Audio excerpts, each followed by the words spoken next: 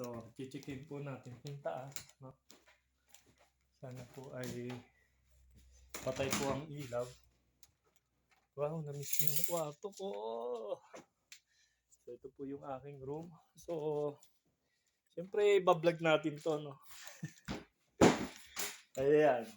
May ganon. So, ibablog natin yan. Hindi muna natin yan papakita.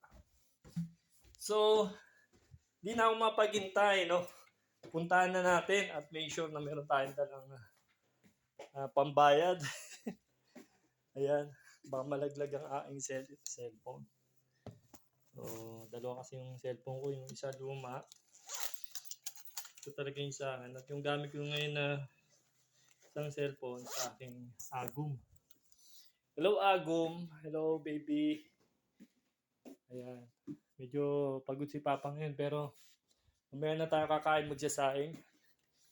Ngayon, let's go. Puntahan na natin ang bahay in 3, 2, 1.